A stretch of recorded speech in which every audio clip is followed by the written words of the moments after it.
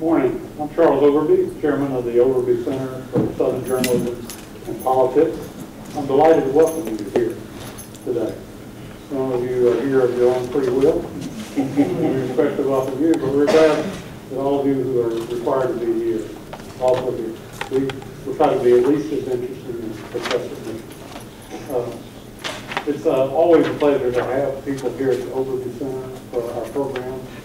The goal of this center from the first has been to attract the best and the brightest. And we have that today. Curtis Wilkie, our senior fellow and inaugural fellow at the Overby Center, is an accomplished author in his own right. And he's going to lead the conversation with Jesse Holland. I got to know Jesse when we had the 100th anniversary of the Daily Mississippian a few years ago. And we brought back the editors of the Daily Mississippian. And Jesse is one of the great success stories from Ole Miss and from the ranks of the editors of the Daily Mississippian. Jesse, we're so glad that you're here. Thank you. And Jesse's gotten a lot of publicity around the country. Curtis is going to more formally introduce him. To the extent that Curtis does anything formally, he's going to more formally introduce him. And then they're going to have a conversation, and I may jump in occasionally. I'm glad you're here. And Curtis, I'll turn it over to you. Well, feel free to join in the conversation. From the audience. I should also do it in terms of one housekeeping note. Charles is too modest to mention it, but he'll be moderating our next program. It will be next Friday, March 4th on Oxford's literary tradition, and it will be held obviously in this auditorium 5:30 a week from Friday. And the highlight of that is there's free food and drink afterwards. Which you won't have today, but we're delighted to have back on the Ole Miss campus one of our own, Jesse Holland. And rather than me perform a long and boring introduction, I want to start it off, Jesse. And we got so many students here. Tell us how a young man, a Mississippian, a student not too many years ago here on this campus, editor of the DM, how did you wind up where you are today? Kind of give us your arc. First of all, good morning, everyone. I apologize to anybody who was forced to be here, because I remember being forced to do a couple of things while I was in Farley Hall myself. Well, as Curtis said, I am a native Mississippian. I'm actually from Holly Springs. So both of my parents were public school teachers. My dad taught in the Memphis City school system, and my mom actually taught in the Marshall County school system. I graduated from what's now known as H.W. Myers High School. And to be completely honest, Dr. Norton convinced me to come to Ole Miss. It was one of those weird things where I was totally not an athlete. I mean, not at all. I was tall, skinny, and uncoordinated. But I actually got recruited by Dr. Norton to come to Ole Miss to the journalism school because I knew from early on that I wanted to write. And the only question was, what was I going to write? And I figured journalism was a good way to see the world and figure out things to write about. So Dr. Norton brought me here to Ole Miss, and my first year here on campus, I actually got hired by the Oxford Eagle. I started working at the Oxford Eagle, I believe, the summer of my freshman year. And I started working there, and actually left the Eagle to come to the Mississippian, to come work on campus. And then, after becoming editor, I actually had my first major internship. Well, I shouldn't say my first major internship. I interned at the now closed Birmingham Post-Herald one summer. But then the 2 summers after that, I got an internship at the New York Times. And so after spending a summer in Manhattan, came back to Ole Miss and ran for editor. And that was the year I was editor of the Mississippian. And right as I was getting ready to end my editorship at the Mississippian, and actually I had a job offer to go work at the Birmingham Post-Herald, I ended up getting a call from the Associated Press to come take the AP test. And honestly, I really had no intention of working for the AP because I already had a job offer at the Birmingham Post-Herald. But it just so happened that year, the AP test was being given in Jackson, Mississippi, at Jackson, Mississippi Bureau. And it just so happened that year, I had decided to go to Mardi Gras. And Jackson was on the way to New Orleans.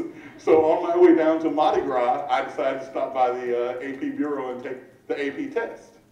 And as you might expect, my mind wasn't really concentrating on taking a test on my way to Mardi Gras.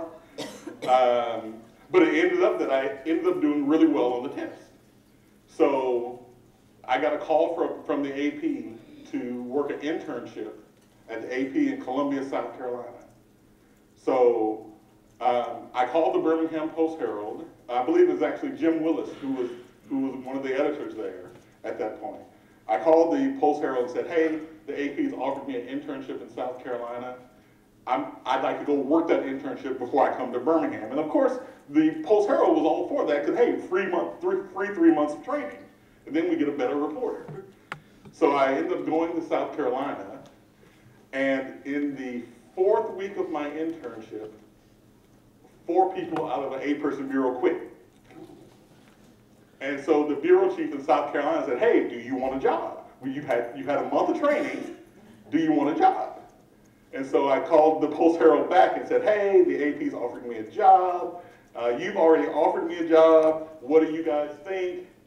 And actually, the editor that I talked to at the Post-Herald said, you know what, it would do you well in your career to learn as much as AP has to teach you. And so I stayed on at AP. And that happened to be the same year that, and some of you younger may not remember this, but that happened to be the same year that Susan Smith drowned her kids in a lake in upstate South Carolina. This was a case where a woman drove her car into a lake with her 2 kids strapped in the back seat, but then panicked and got out the car and didn't get the kids out, and then decided to tell the police that a black man had carjacked her kids.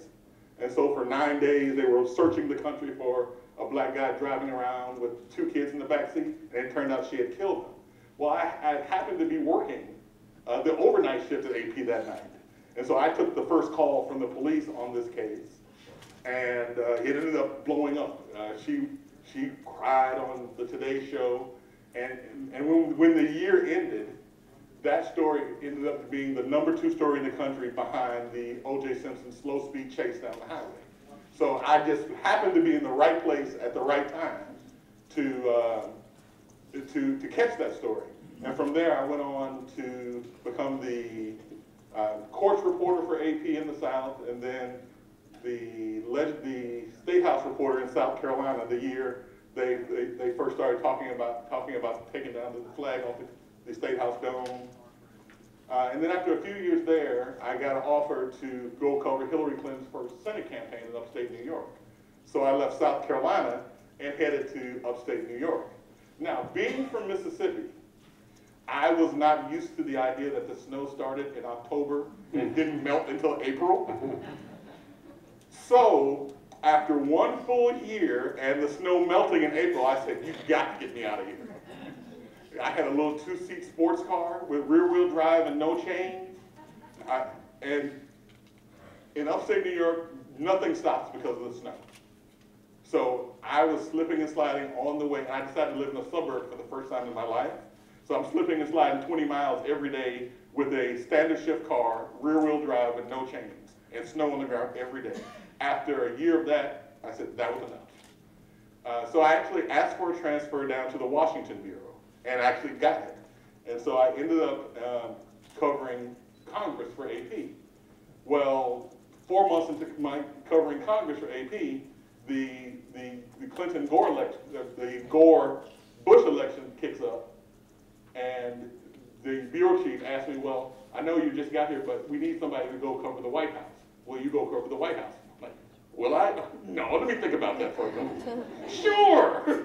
So I ended up going over to the White House and covering the last 6 months of the Bill Clinton presidency and staying on for the first 3 months of the George Bush presidency. And then I decided to leave AP for a while to write my first book. That's when I left to write my first book. But when I came back in 2008, I came back as the national labor reporter and covered labor through Barack Obama's first election. And then basically was promoted to Supreme Court writer. And so I stayed at the Supreme Court through Citizens United and Obamacare until about 2 years ago, when I was promoted again to race and ethnicity writer for AP. So that's where I am now. And I finished that second book over the last couple of years while getting a master's degree. Unlike the intelligence I showed the first time around, which is take a leave and a sabbatical, I wrote this book while working full-time and covering Obamacare. So all the gray you see here is completely caused by my children, which include now that book. So that's how I got there. That's where I am and how I got there. So students, you too can wind up in Washington, noted author and Associated Press reporter. You work hard and a lot of good things, good breaks happen along the way. I completely blame Mardi Gras. Mardi Gras and firings and whatever. Yes. Being in the right place at the right time. But we're here today to talk primarily about Jesse's new book, The Invisibles, Untold Story of African American Slaves in the White House. And it's done very well. I should add that Jesse will be a guest on Thacker Mountain Radio Show downtown this evening, and he's also got a few books here. If anybody wants to buy one after the program, just throw in that commercial note. Let me start off by asking you that here you talk about some of our founding fathers, people that we revere, that actually had slaves in the White House. Mm-hmm. You have I think probably the one we're most familiar with is Thomas Jefferson, because of his relationship with Sally Heming, his mistress. And I learned more about the Heming family in your book. Tell us a little bit about Thomas Jefferson, our third president, our intellectual wellspring for this country. Tell us about it. Well, the reason why I spent a lot of time on Thomas Jefferson in the book, there's actually a whole chapter dealing with that. And the reason why is because Thomas Jefferson actually was the first president to hold slaves inside the White House. Now, George Washington also was a slave owner and also kept slaves as White House staff, as presidential staff, but he never actually lived inside the White House. George Washington was president while the Capitol was in Philadelphia and New York, and he actually held slaves there. But the first president to actually hold slaves inside the White House is Thomas Jefferson. His predecessor, John Adams, was the first president to live inside the White House, but John Adams and his son, John Quincy Adams, were strict Unitarians, and they did not believe in slavery. But because George Washington had kept slaves as White House staff, Congress never got around to appropriating money for White House staff because George Washington didn't need it. He had slaves from Mount Vernon. So when Adams becomes president and gets to the White House, there's no money for a White House staff. So he and his wife walk into what they call this great dusty mansion in downtown DC, and there's no staff. So he has to pay for a White House staff out of his own pocket. So along comes Thomas Jefferson, who did not like anything that John Adams had done as president. He called himself bringing in a revolution and bringing the presidency back to the people. Where have we heard that in the So what Thomas Jefferson does is he fires everybody that John Adams has hired and trained to work inside the White House and brings up slaves from Monticello to actually serve as White House staff. One of the interesting stories is that he actually wanted Sally Hemings' brother to become the first White House chef. Now, there's a long and complicated history between the Hemings family and Thomas Jefferson. Most people think that the relationship between Thomas Jefferson and his slave Sally Hemings began on a trip to Paris while he was ambassador to France for the United States. But what's usually not talked about that trip is that Sally Hemings wasn't the only Hemings on that trip. He actually brought on that same trip James Hemings, who is Sally's older brother.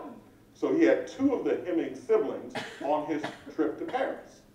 So, well, he gets over to Paris, and the reason why he brings James Hemings is because Thomas Jefferson is a huge Francophile. He loves anything that had to do with France. So he wanted to import some of that back to his plantation. So he brought James Hemings along to learn French cuisine.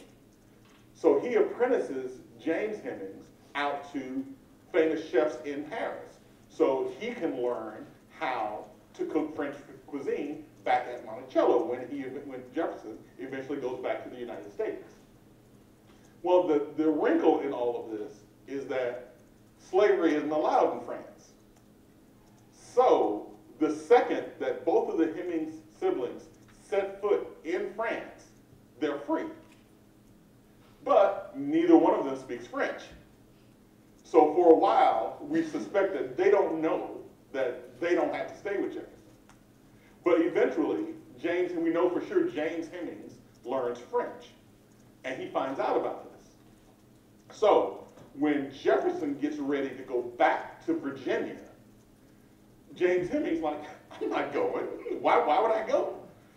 Well, Jefferson ends up striking a deal with Hemings, who apparently wanted at some time to come back to America.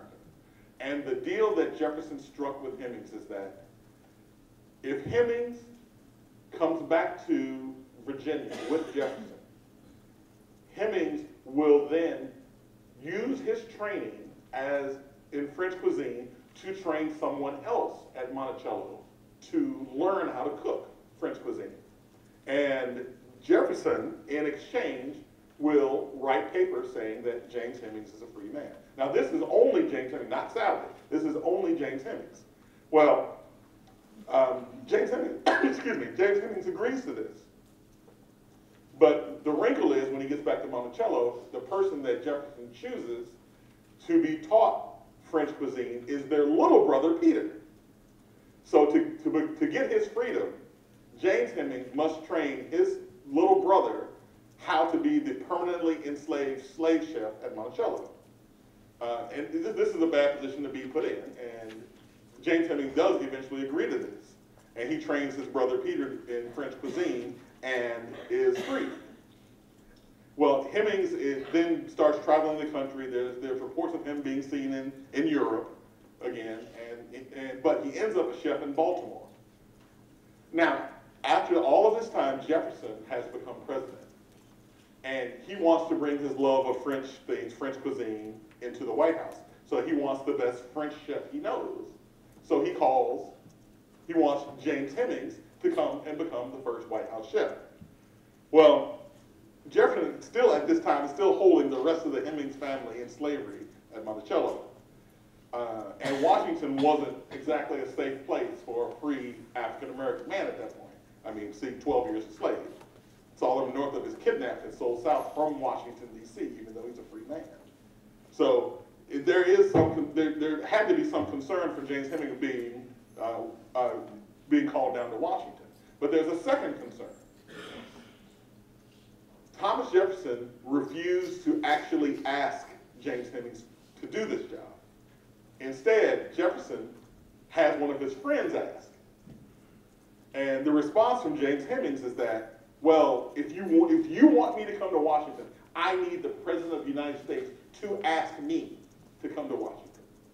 Well, apparently Jefferson thought he didn't need to directly address his former slave. So he has another letter sent through another agent to James Hemings. And Hemings replies again, if you want me to come to Washington, you need to ask me. Not your friends, not your agents, you need to ask me. Well, Jefferson decided he's not going to do this. So he ends up actually hiring a Frenchman to become the first White House chef, which is how the tradition of French cuisine starts in the White House. And Hemmings ends up basically dying in Baltimore, with that opportunity not actually coming through to him. Jefferson then actually brings up other slaves from Monticello, other slave women from Monticello to apprentice under his White House chef to once again bring back all of that French cuisine training to Monticello. And the reports that we've been able to find from the ledgers and the reports out of the White House, because Jefferson watched every penny. The slaves that he used in the kitchen in the White House, they ended up becoming really good chefs, but once again, they were slaves, so their husbands and their children were left behind at Monticello. And that was one of the reasons why we had, under Jefferson, the first capture of an escaped slave at the White House.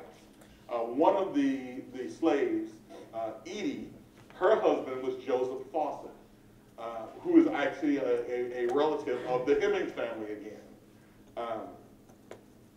Edie was pregnant when she got to the White House and had a couple other children while there. Her husband was the master ironsmith at Monticello, and there was a report that made it back to Monticello that Edie or her child had whooping cough. And as a husband, of course, Joseph Fawcett is concerned about his wife and his children. So he either didn't ask permission or asked permission and was denied, but the result was he vanished from Monticello. But Thomas Jefferson knew exactly where he had gone and wrote letters saying, watch for him at the White House, because he's either going to try to sneak in and see Edie or sneak in and get Edie and go somewhere else.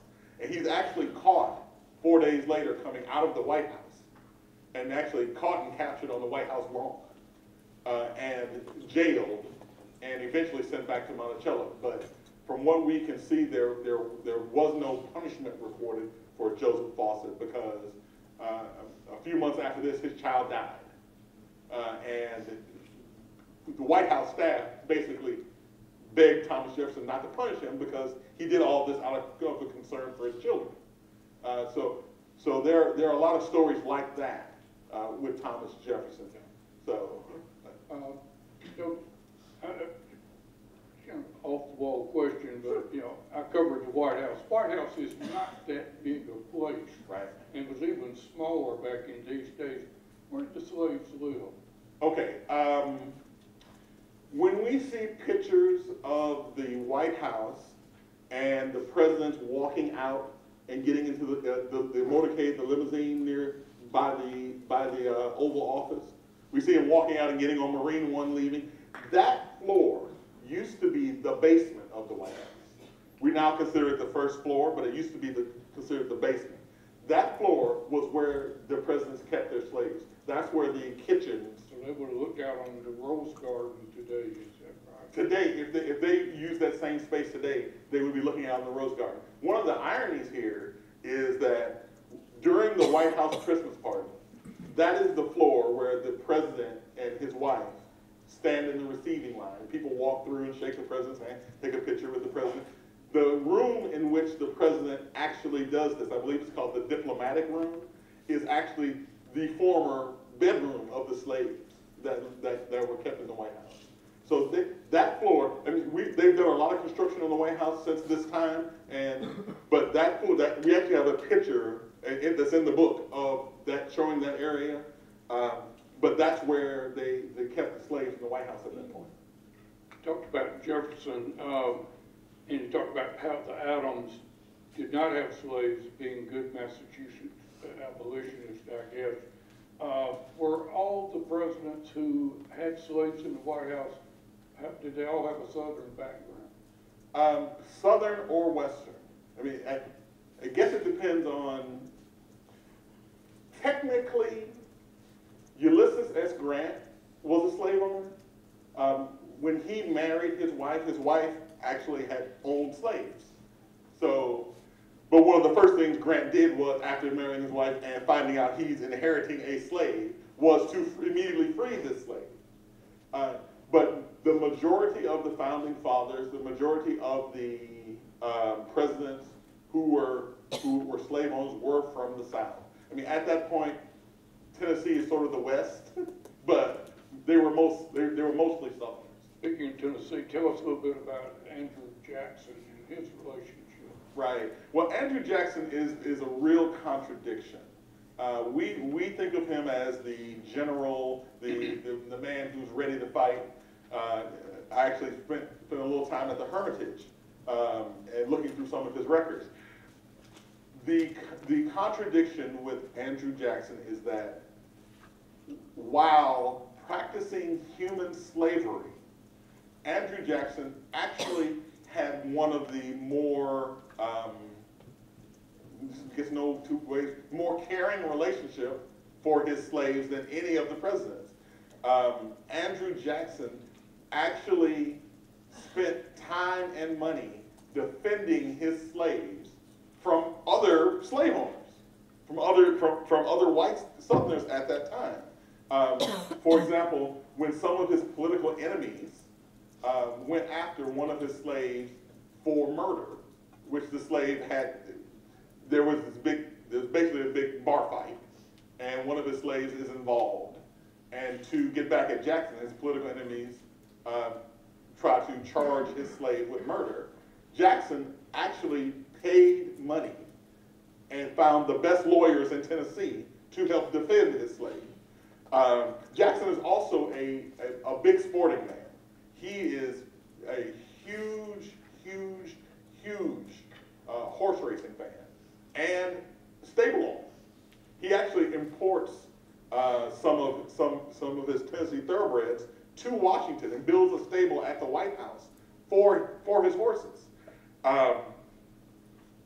But when another horse owner, or another stable owner, attacks his slave horse trainer over a horse, Jackson actually beats the other stable owner so severely that he is hospitalized for weeks. So he actually stood up for a lot of his slaves outwardly. Now, that doesn't excuse being a slave owner, the fact that he has actually a more enlightened opinion of his slaves' safety. But that was an attitude we didn't see. Going through those presidents, that's an attitude I didn't see in many other presidents, that they actually were willing to stand up for their slaves to the outward world. So, but was there any of the slave-owning presidents who was abusive, was kind of a Simon LeGree type character? We have not been able to find actual stories of presidents themselves holding the whip. Keep in mind that most of them considered themselves above that. They were the men who told people what to do on the plantation. They didn't actually go out and do these things. One of the more interesting things that I found was that some of the presidents, when their slaves escaped, made minimal effort to get them back, because especially as the country gets older, the presidents start hiding the fact that they're slave owners. But George Washington actually hired slave catchers to go out and find the slaves that had escaped with him. One of them was Oney Judge, who actually escaped from George Washington from Philadelphia. Washington actually put newspaper advertisements describing Oney in newspapers in Philadelphia and around the country. And when someone reported to him a location where Oney could be found, he actually sent slave catchers to New Hampshire to drag her back to Monticello. But the attitudes towards slavery were much different, even back then up in the north. So basically, the town where Oney Judge lived told her the slave catchers were coming and hid her until they left. So she was never actually recaptured. But most of the presidents considered themselves gentry, and so even themselves enacting any type of punishment towards slaves would be beneath them. They had other people do it. Washington conversely had a close relationship with William Lee. Mm-hmm. Tell us a little bit about that. I wasn't aware of that basically friendship. Friendship, right, exactly. Well, William Lee would be considered what is called a body servant, and that's basically a valet slash butler slash caretaker. And several of the slaves I talk about in the book are considered body servants.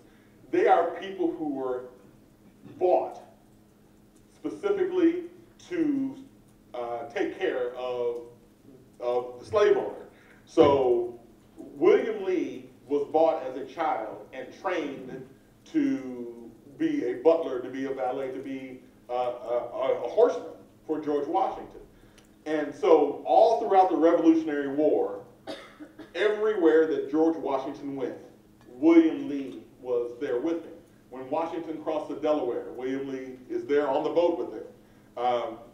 When Cornwallis surrenders his sword, William Lee is there. William Lee actually considered himself part of the Revolutionary Army, even though at that point slaves were not allowed to fight for the United States. And even during Washington's presidency, William Lee follows him to New York, and even after breaking both of his knees, follows him to Philadelphia. William Lee actually becomes the second most famous African American of his time, only behind Phillis Wheatley, who was the first African American poet.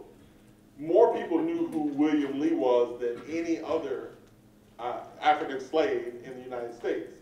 And even after Washington dies, William Lee is the person that tells Washington's story at Mount Vernon. This is before the government buys Mount Vernon and turns it into the historical site it is today. The stories of Washington and his time during the Revolutionary War are kept by Billy Lee. And he's actually one of the few slaves who actually has a gravestone and a marker at Mount Vernon to this day because of his close relationship with George Washington. There are several slaves who that we know that served as body servants toward presidents like that, but he's probably one of the most famous. Jesse, who was the last president to have slaves in the White House? It would be Andrew Johnson. Andrew Johnson actually, and that's one of the interesting stories. Andrew Johnson keeps slaves as while president, even though by that time the Civil War is on. But one of the things that we find out is that as the years go by, the president stops saying the word slave. They become family. They become servants. And one of the reasons why we know that Andrew Johnson still has people who are slaves in the White House is because one of the relatives of his slaves ends up being the only former slave to be actually honored by a president. William Andrew Johnson. We don't know whether he's actually related to Andrew Johnson. That's one of those open questions still. But his name was William Andrew Johnson. And he actually was at Andrew Johnson's bedside in Tennessee when he dies. Several slaves of former presidents, including Elias Polk, who was a slave of James Polk, took it upon themselves because of their closeness to the White House to actually shake hands with presidents. And William Andrew Johnson wanted to shake Franklin Roosevelt's hand when Franklin Roosevelt came to Tennessee to dedicate the North Dam. Well, because of the crowding around Franklin Roosevelt, William Johnson is not actually able to get close enough to him. William Johnson is the son of Dolly Johnson, who was a slave of Andrew Johnson. Now, don't ask me why all the last names are the same. Johnson ends up becoming a chef in Nashville. And his story would probably just end there, but he ends up encountering Ernie Pyle. Well, Ernie Pyle had just left the battlefields of Europe and had come back to America to write stories about Americans. And he runs across William Andrew Johnson cooking in a restaurant in Nashville and identifies him as the last living slave of the U.S. president. So Pyle writes a column about William Andrew Johnson and says his greatest wish is to shake the hand of Franklin Roosevelt, the sitting president. Well, apparently Roosevelt reads Ernie Pyle's column because he sends the Secret Service to go get William Andrew Johnson. And he put him on a train from Tennessee to Washington, D.C., and brings William Johnson into the Oval Office and sits and talks to him for maybe about an hour. And as a gift to him, gives him a silver-headed cane. And of course, there were newspaper stories about this all over Washington. And one of the interesting things about this is that cane was just found in Tennessee maybe about 3 years ago. It had vanished for years and years and years. And now that cane has actually been found, and they're trying to decide which museum is going to get it. But this is a cane that was given by Franklin Roosevelt to a former slave of Andrew Johnson, and has historical significance. So they're still trying to figure out exactly where that cane's going to go, but I suspect it'll end up in the Smithsonian one day. So, since you fast forwarded to modern times, kind of segues to something I wanted to raise with you anyway. There was a lovely feature story written by my friend Will Haygood from the Washington Post, former colleague of mine at the Globe, about a man who worked at the White House as a butler. And Will happened to write the story. It came out the week that Obama was elected president. And of course it became the movie The Butler. But what about modern day staff at the White House? How do African Americans serve? Obviously there are people in the cabinet now, but is it exclusively African American for the kitchen staff and the valets and the butlers and that sort of thing? not anymore. After slavery, it actually became part of White House tradition, where the butlers actually would pass the jobs down to their sons. And Will Haygood, I actually got to meet him for the very first time maybe about 6 months ago, where he was giving the commencement speech at Goucher College, where I got my MFA. And I actually got to sit down and talk to him. Great person, great guy. I hate him with all my heart. The reason why is because that story he wrote about Eugene Allen that came out the week of Obama's inauguration, I had talked to Eugene Allen as well. I had also talked to James Bowen, whose father had also been a butler at the White House. And my story had been written a month before that, and it sat in edit at AP for a month. We all know those stories. Yes, it sat in edit, and I get a call the day Will Haygood's story comes out, and he said, "We got to move your story right now." I'm like, why? And they're like, "Have you seen today's Washington Post?" I see it, I'm like, no, there's Eugene Allen who had talked to Will Haygood and myself, but hadn't told either one of us he had talked to another reporter. Jesse finally has a bad break. Yeah, exactly. After all that, and when I saw Will Haygood, I was like, Will, I want you to know you stole my Oprah moment. That was my moment. That was supposed to be my movie. That was supposed to be my book. And you got, well, he and I have laughed about that a lot since. But there are still some of the domestic positions that are passed down in the White House.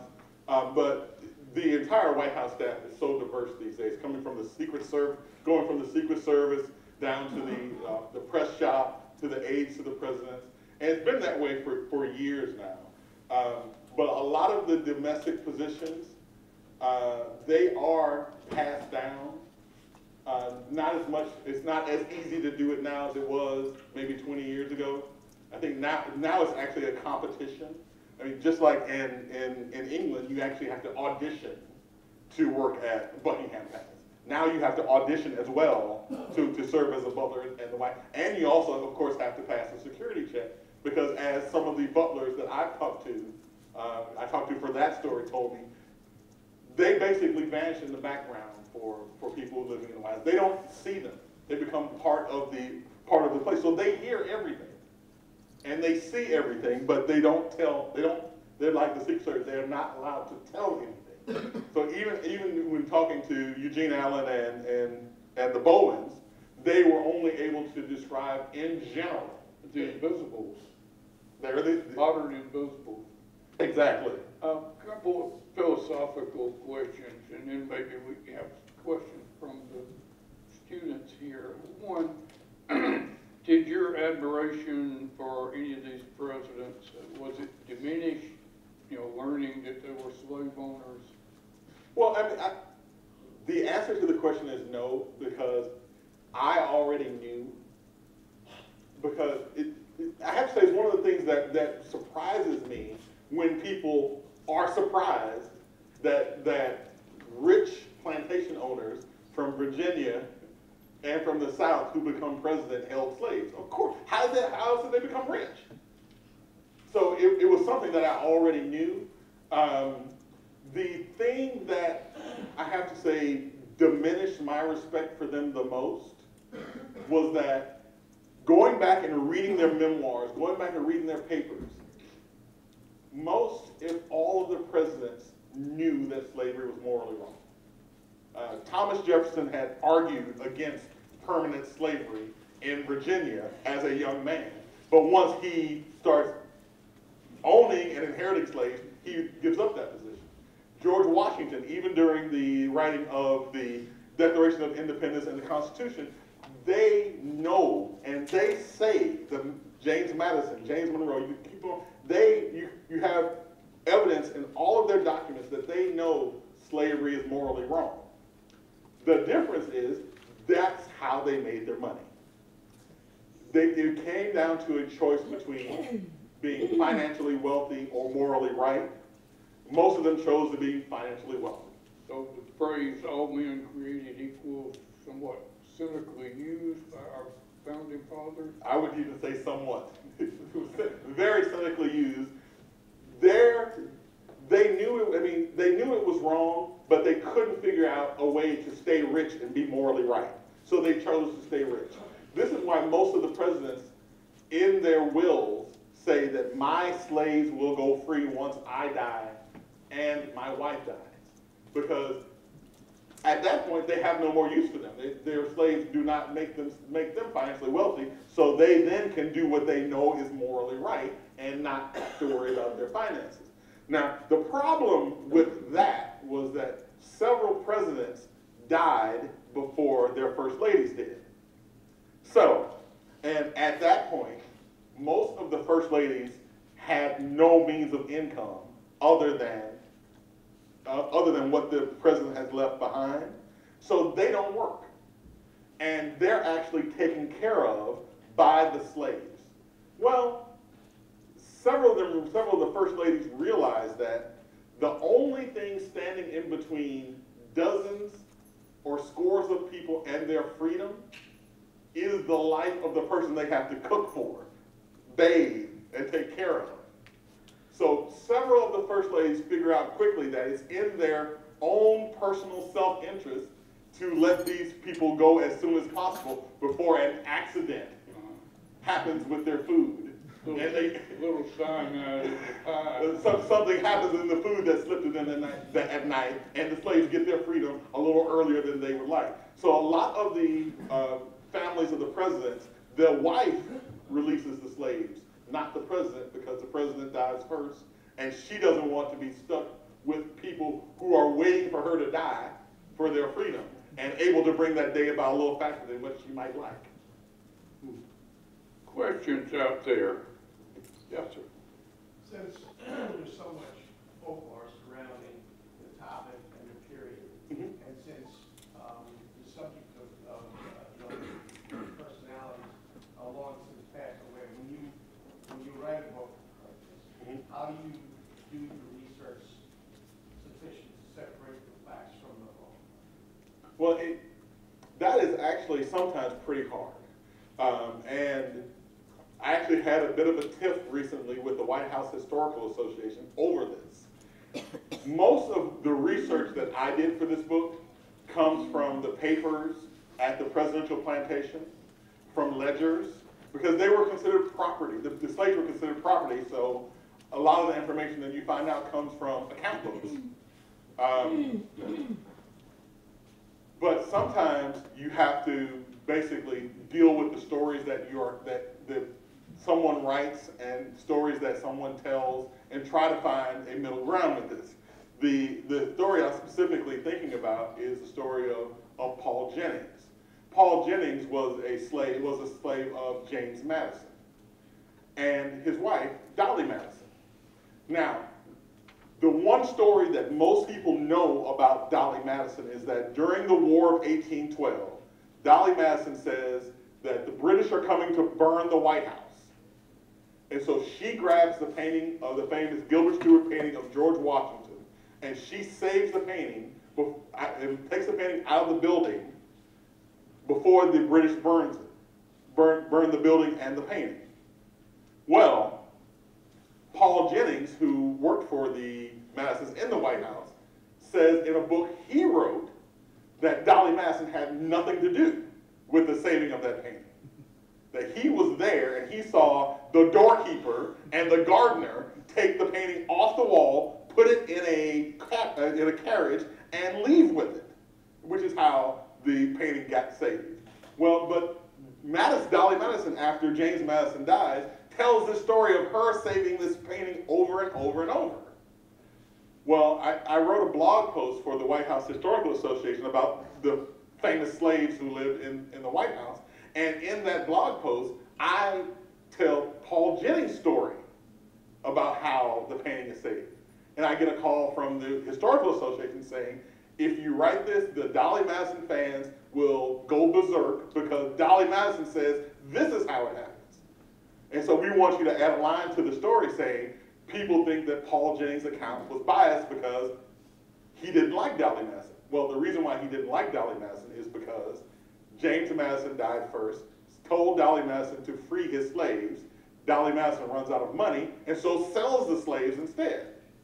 So Paul Jennings is sold instead of being freed like James Madison told Dolly Madison to do. So of course he doesn't like her. My point to the Historical Association is, why do we assume that Dolly Madison's story is true and Paul Jennings is the one who is biased, when we know that Dolly Madison is a liar, given that she told the slaves that she would do what her husband said to do and didn't do it? We have no proof that Paul Jennings is a liar.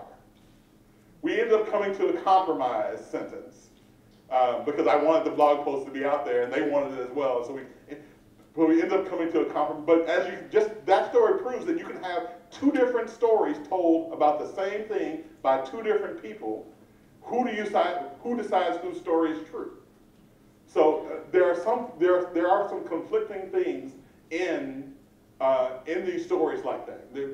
They're still fighting about the Hemming story at Monticello, or whether who is actually did Thomas Jefferson have an affair with Sally Hemings? Was it one of Thomas Jefferson's brothers? So when you deal with history, all you can deal with is the material that's available to you, and make a educated guess and tell the best story given the material that's available. So there are parts of this, and I think I say it several times. This is a story based on what's available, having not been there, and this is one of the things that I get asked about a lot. One of the things I make clear in the book is that this book is just the first step in these stories, because somebody somewhere has some diary in their attic from their great uncle who says this is what really happened during this time. I in no way am going to say that this is the definitive and the last story, and this is everything you need to know. Because with history, we're always learning something new. So there may be something that comes along in the next 5 or 10 years where I can update this book and say, hey, we found out about this person. But what I can say is that the stories that I used in this book were the stories that they were telling then, and the stories that we were able to find evidence that are true now. So, hopefully there was an answer in there somewhere. Okay. You got time for one more question over here? Yes. Yes.